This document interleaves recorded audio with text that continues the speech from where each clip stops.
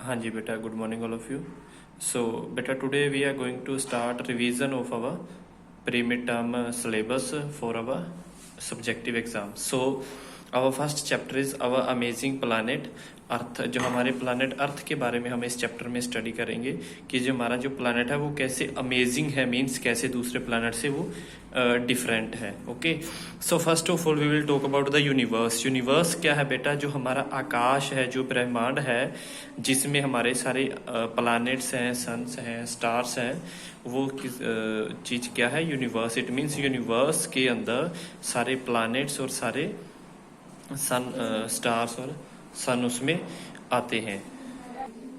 सो जो यूनिवर्स है वो क्या है बेटा? वास्ट एंड लिमिटलेस है. मीन्स वो बहुत बड़ा है और उसकी कोई लिमिट नहीं है. मीन्स हमें ये नहीं बता सकते कि यहाँ से लेके यहाँ तक है. ना इसका कोई स्टार्टिंग पॉइंट अभी तक फाइंड हुआ, ना इसका कोई एंड पॉइंट है. ओके, इसके बाद there are billions of galaxies in it. ये इसमें बहुत सारी गैलेक्सीज है. गैलेक्सी क्या है? जिसमें सन और स्टार्स होते हैं. जो हमारी गैलेक्सी है that is milky way galaxy. Okay, अब planet is a celestial body. Celestial body का मीनिंग क्या होता है बेटा? The meaning of an object related to the sky and outer space. जो आउटर स्पेस से और स्काई से रिलेटेड होता है. मेन से प्लैनेट क्या है? एक स्काई में जो आकाश है वहां की एक उसका पार्ट है, एक बॉडी है. ये खुद बेटा जो प्लैनेट होता है does not produce it's oven heat light like stars. जो प्लैनेट होता है इसकी कोई भी लाइट नहीं होती. मीन्स जो हम अब जैसे देखते हैं बेटा, हमारे जैसे दिन होता है, दिन में रोशनी होती है, रात में रोशनी नहीं होती. मीन्स जो वो है दिन और रात, it is just because of the sun. क्योंकि इस जो प्लैनेट्स है उनकी खुद की कोई भी ओवन हीट और लाइट नहीं होती. ये सन की लाइट को यूज करते हैं. बेटा अब ये सारी चीजें आती हैं, जो प्लैनेट्स हैं ये आते हैं हमारे सोलर सिस्टम का एक पार्ट है. तो सोलर सिस्टम क्या है? It is made of the sun and 8 planets that revolve around it. जो सोलर सिस्टम है वो एक सन से बना हुआ है और सन और उसके 8 प्लैनेट्स इसका पार्ट हैं. ये सारे मिलके क्या कहते हैं? सोलर सिस्टम बनाते हैं. इसके अलावा और बहुत सारी बॉडीज होती हैं. मीन्स जिसको हम कैलेस्ट्रियल बॉडीज बोलते हैं. कोमेट्स, मेटर्स, एस्टेरॉइड्स. मीन्स ऐसे जैसे आपने बेटा छोटे छोटे ऐसे प्लैनेट्स के अलावा जो चीजें हैं वो भी इसमें सोलर सिस्टम में होती हैं. The planets in order to their distance from the sun are as follow. अब अगर हम प्लैनेट्स की बात करें तो सबसे पहले जो सन के बाद जो सबसे पहला प्लैनेट होता है वो है मरकरी, वीनस, उसके बाद फिर अर्थ, फिर मार्स, फिर जुपिटर, फिर सैटर्न, फिर यूरेनस एंड देन नेपच्यून. ये सन के बाद 1 by 1. मीन्स अगर हम यहाँ बात करें तो जैसे मान लो ये सन है तो सन के बाद ये जो फर्स्ट प्लैनेट है, ये सेकंड प्लैनेट है, ये अर्थ आ गया. तो ऐसे ऐसे इस वेज में इनका ये नेम्स हैं. Okay, all the planets revolving around the sun follow on elliptical path called the orbit. सारे के सारे planets ही सन के अराउंड रिवॉल्व करते हैं. उसके बाद अगर हम अर्थ की बात करें तो अर्थ बेटा ये सिर्फ एक अर्थ ही ऐसा प्लैनेट है जो लाइफ को सपोर्ट करता है. बाकी क्योंकि इसके ऊपर वाटर अवेलेबल है जो हमारे लिए बहुत ही इसेंशियल है हमारी लाइफ के लिए. Okay, these are the factors that make it a special planet. इसलिए यही अर्थ ही एक ऐसा प्लैनेट है जो जिसके ऊपर लाइफ पॉसिबल है. It is spherical in shape but is slightly flattened at the poles. ये बेटा एक स्फेरिकल शेप में, स्फेरिकल शेप की अगर हम बात करें तो it is like a ball और लाइक अ फुटबॉल. लेकिन slightly flattened and the poles means जैसे अगर हम स्पंज बॉल की अगर बात करें तो वो बेटा थोड़ी सी ऐसे फ्लाइटेंड हो जाती है ना साइडों से. अगर उसे दबा दें, या फुटबॉल की बात करें तो ऊपर से हम दबा दें तो वो इस शेप में वो बन जाएगी. मीन्स ऊपर से थोड़ी सी ऐसे पिचकी हुई हो जाएगी, थोड़ी सी बैठी हुई, और नीचे से भी थोड़ी सी इकट्ठी हुई. मीन्स इस टाइप में वो थोड़ी सी शेप बन जाएगी. उसके बाद आती है बेटा बात कॉन्टिनेंट्स एंड ओशियंस की. तो कॉन्टिनेंट्स एंड ओशियंस क्या होते हैं बेटा? कॉन्टिनेंट्स होते हैं जो large PCs of land masses. Means ऐसे बड़े बड़े टुकड़े जो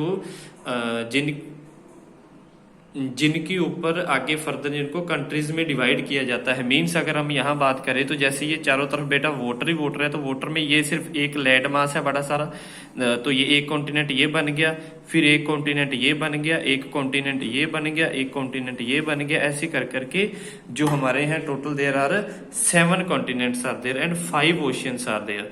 ओके, जो कॉन्टिनेंट है is a piece of land that is not broken up by the sea. और ये जो यहाँ इनके बेटा नेम्स है 7 कॉन्टिनेंट्स के, ये आप देख सकते हो। इसके बाद बेटा अगर हम बात करें तो Russia is the largest country and Vatican is the smallest. अगर हम कंट्रीज की बात करें, यही कॉन्टिनेंट्स आगे कंट्रीज में डिवाइडेड होते हैं। जो अगर कंट्रीज की हम बात करें तो रशिया सबसे बड़ी कंट्री है और वेटिकन सबसे स्मॉलेस्ट कंट्री है। तो जो हमारी इंडिया है that is the 7th largest country in the world. तो ये वर्ल्ड में 7वीं सबसे बड़ी कंट्री है, विच ये 7th नंबर पे आती है।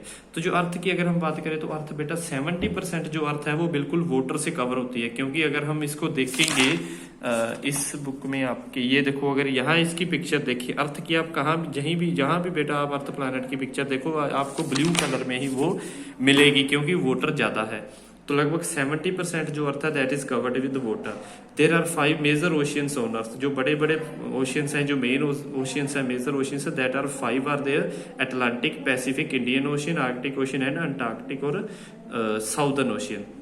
उसके बाद ग्लोब। ग्लोब क्या होता है बेटा? Globe is an exact model of the earth. Globe को बेटा देखो, जैसे मान लो मैंने आपको स्टडी करवाना है प्लैनेट के बारे में, तो मैं ग्लोब का यूज करके आपको ये चीज एक्सप्लेन कर सकता हूँ। क्योंकि ये पॉसिबल तो नहीं है हर एक के लिए कि आपको वही चीज दिखाई जाए, अर्थ के चारों तरफ आपको ट्रिप करवाई जाए, अर्थ के चारों तरफ आपको घुमाया जाए, फिर ही पॉसिबल है। क्योंकि अर्थ के चारों तरफ की जो जर्नी है that is not possible for each and every individual. Okay, so इसलिए इसको एक एग्जैक्ट इसका मॉडल बनाया गया है जिसके ऊपर आगे ये सारी अर्थ की चीजें, पार्ट्स शो किए गए हैं। ऐसे ही मैप्स है बेटा, कई जगह हम ग्लोब को नहीं लेके जा सकते क्योंकि ग्लोब आपने देखा होगा सभी ने, थोड़ा सा बड़े टाइप का होता है, बॉल टाइप का, फुटबॉल टाइप का, तो ये बड़ा हो जाता है, उठाने के लिए उठाने में मुश्किल भी होता है, इसलिए ये मैप्स यूज होते हैं। मैप्स क्या होते हैं?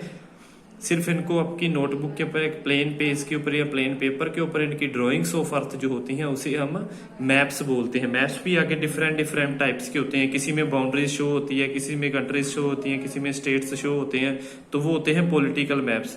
और जिनके ऊपर सिर्फ और सिर्फ फिजिकल फीचर्स शो होते हैं, like mountains, plateaus, plains and rivers, these are called the physical maps. Okay बेटा, उसके बाद मैप के अंदर बेटा डिफरेंट बहुत सारी चीजें होती हैं। जैसे मैप को हम बेटा बहुत सारी प्लेसेस पे यूज भी कर सकते हैं। मीन्स अगर हमने कहीं घूमने जाना है, किसी प्लेस के बारे में स्टडी करना, तो हम मैप का यूज कर सकते हैं। तो मैप के ऊपर हर एक चीज को डिफरेंट कलर्स में शो किया जाता है। लाइक वाटर को ब्लू कलर दिया होगा, जो ग्रीनरी वाला एरिया उसे ग्रीन, फिर जो डेजर्ट एरिया उसे येलो कलर में दिया होगा। तो ऐसे अलग अलग कलर्स इसमें यूज किए जाते हैं। सेम ऐसे ही मैप के ऊपर स्केल भी यूज किया जाता है, ताकि आपने अगर एक प्लेस से दूसरे प्लेस के बीच में डिस्टेंस फाइंड करना, then you can use the scale of the map.